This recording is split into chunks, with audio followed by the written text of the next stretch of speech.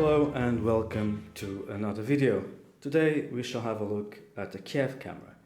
Not the Kiev rangefinder that you may be used to, the Contax derivative, but the Kiev 35A, which is this little camera. Kiev 35A, the A stands for automatic. As you may have guessed, this is another production coming from the ex-USSR.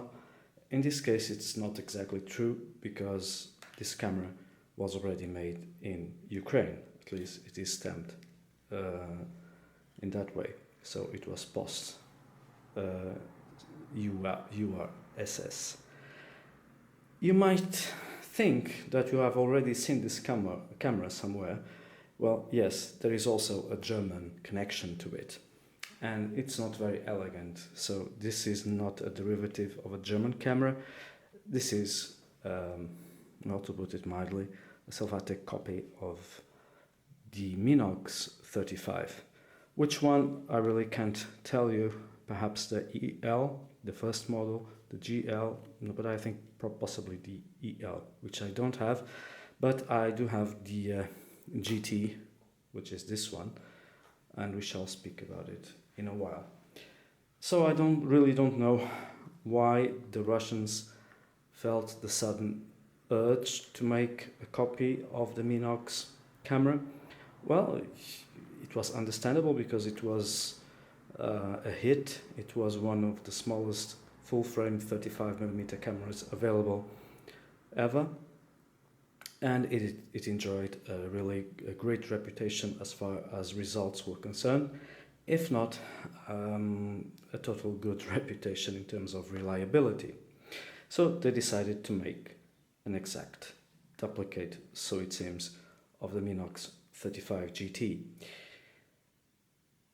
To me it doesn't seem, well, I just have one camera to compare it, obviously, which is the Minox itself. So this is really a rather pointless comparison, because the cameras look the same, have the same size, dimensions, so they are really very, very small, and only in details you can tell them apart. Small details. Now let's park the Minox over there and concentrate on the Kiev. So the Kiev is a 35mm film camera, of course, full frame, so it's not half frame, although it's very, very small and compact, and it uses the old principle of a collapsible lens. There's a door, just like the Minox or the Contax T and some other cameras. So when the door is retracted, it makes for a very slim and small package. So let's start by describing a bit of the camera's specifications. So it is an electronic camera, meaning that no batteries, no camera. You have to insert a 5.6 volt battery, a PX25 battery, which is really very hard to find, but there are other solutions. You can just put four 1.5 volts batteries into the film chamber, and the camera works perfectly with 6 volts. In this model it is possible because there is a sleeve, a tube, plastic tube, to contain the batteries. If that plastic tube is absent from the camera, those batteries will contact with the film chamber itself, which is made of metal, will short circuit, and so they will either the camera will not work, or they will drain real fast. So if you ever buy one of these, be sure that you have that plastic tube which is inside that contains the batteries. If it doesn't, it's no big deal. You just have to either insulate the 4 batteries with black duct tape, something like that, so just a precaution. So the camera has no rangefinder. It does have a meter. So you have to estimate, and this is done here in front with a focusing ring. So minimum distance is about 1 meter to infinity. Then there is the second ring, which is the aperture. The camera being electronic, you set the aperture and the camera sets the speeds. Speeds run for 4 seconds to 1/500th of a second. 4 seconds, I can tell you, yes, definitely the camera is capable of that. As usual, I find the top speed always a bit suspicious on leaf-shuttered cameras, but let's assume it's true. So you can always use the old trick of not opening the diaphragm too much, leave it at f8, f11, and have the focusing ring to about 2.5 meters, 2 meters, 3 meters, and rely on the depth of field for sharp pictures. So it works most of the time if you don't, or if you are not sure about your estimate in terms of distance. In terms of specs, so again, it is an electronic camera, no batteries, no camera, no shutter, and no meter. Here on top of the camera we have a hot shoe, but there's nothing more than just a flash contact, the rewinding crank, the shutter button with a thread just to if you want to use a remote control, you can use it on this camera. Advancing the film is done by means of this advance lever, which has an exposed gear, just like the Minox.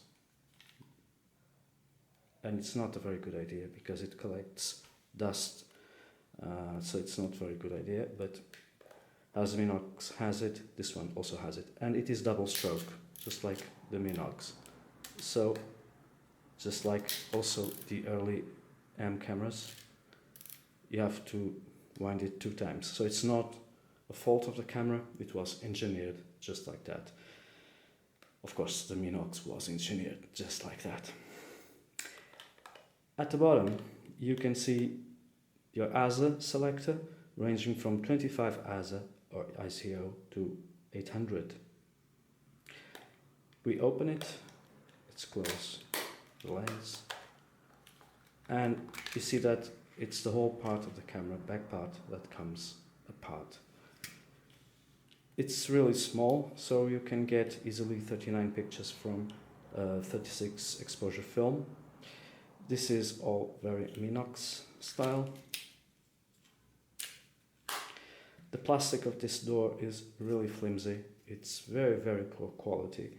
And I don't know why, but the mold apparently didn't contemplate for the taking up spool. And so this is planned, grinded after the door was made. And so this is really poor workmanship. The Minox uses exactly the same style, but it feels far more substantial and robust. But one thing that is interesting to see is that these parts, which are identical, are not interchangeable. You cannot mount the Kiev's back part onto the Minox, and the reverse is also true. So the Kiev 35 is a copy, but it's not an exact match. So it's interesting to notice that. Internally, I also don't know if the cameras are similar or not, so that's beyond my capabilities. And I'm not going to open this just to see it. And this is the button to rewind the film after the film has been exposed. And that's it. You don't have any other means to control the Kiev 35A. Now it's time to compare it with this Minox 35 GT. On this Minox, you have the exact same thing, system, the exact same voltage and battery, but you do have an exposure compensation of +2 diaphragms, and there is a self-timer and a battery check. So these specs are absent from the Kiev. Also, the Minox feels much more solid. The plastics are of a higher quality, doesn't rattle or squeal like this one. Now, let's speak about the best thing about this camera, which is the lens. While the Minox has a Minox R 35 2.8, this one has a Kiev Corsair 35 2.8, of course. But the of course stops here, because in terms of optical construction, this is a more sophisticated lens than the Minox's. So the Minox cameras use a Tessar type of lens for elements in 3 groups. This one uses 5 elements. So theoretically, it would be more expensive to make than the one that is in the Minox cameras, 35 cameras. So that's another thing that I don't understand why the Russians bothered to design and to spend more money than it was needed. But again, that's Russia, and things were not always what they appeared to be. Another difference is the viewfinder. The Minox features a horrid viewfinder. This one follows exactly the same thing. It is slightly better, and like the Minox, it shows you the speeds, at least from 1/30th of a second to 1/500th of a second, just like the Minox. No information regarding speed, that range. Now, let's talk about some things that are said about this camera. First, that the camera is prone to light leaks. I didn't experience this problem, as you will see at the end of the video, by the photographs that I've taken. I don't know how I didn't get any light leaks, but to be honest, I used the Minox leather case, which fits, of course, this camera, and perhaps that has shielded the camera from any stray light. But there isn't even the slightest indication on the film of any light entering or hitting it from this back door, which is something of a miracle, given that you can see the play that it has, not to mention the poor quality of the plastics. So quite a miracle, really. Anyway, so I have to be fair, this one has no light leaks, and I was also apprehensive about light entering through these hinges, because this is Russian after all, but no need to worry. So the camera was absolutely tight. Another problem that I did not experience, the camera did not break during the time that I've used it. There is no abnormal battery consumption. The batteries that are inside this camera, and the camera is in full working order, as you can see, are here almost for a month now. So there is no battery drainage whatsoever. So I've read on the internet that people complaining about battery drainage, so I do not doubt that some models may have it. This one doesn't, and I suspect that many of them will have this problem because they lack the tube, the plastic tube that insulates the batteries from the film chamber. But anyhow, that problem was absent. Another thing that I've read is the translucent shutter. It's not really the best way to describe a shutter that lets light in, because it gives the idea that metal is translucent, which is an impossibility, as you know. So I think whoever wrote that was meaning that the shutter was prone to light leaks. This was not the case with this camera, so it is absolutely light tight as well. There are no light leaks whatsoever with this shutter at any speed. However, I did experience one problem that I've never seen it described. So I loaded the camera and I used Aquapan 100 black and white film, and I set the camera to 100 ISO. To my surprise, the needle inside the viewfinder was almost always pointing to 1/500th of a second, even at the closest aperture, even with low light. So I thought, well, the meter is dead, is completely crazy. So I did a few pictures like that, but on second thoughts, I thought about correcting exposure. So I marked the film sensitivity to 25 in order to get that damn needle out of the 1/500th of a second indication. And so I went to the street and took a couple of shots, but the exposure seemed by here, of course, off. And I started to remember my Olympus OM2, which has two distinct systems, one for the camera and one for the person who's peering into the viewfinder. And so the values presented in the viewfinder not always match those that are chosen by the camera. So I reverted to the original form and put this into 100 ASA or ISO and shot the rest of the film just like that. To my surprise, when I developed the film, the pictures that I had corrected, inverted commas, were completely and grossly underexposed, I'm sorry, and those that overexposed, I'm sorry, and those that I used the nominal 100 as a ISO were fine, correctly exposed. So this particular camera, my camera, has this problem. So what you see, the indication that you see in the viewfinder, does not correspond to the shutter speed that the shutter is going to use.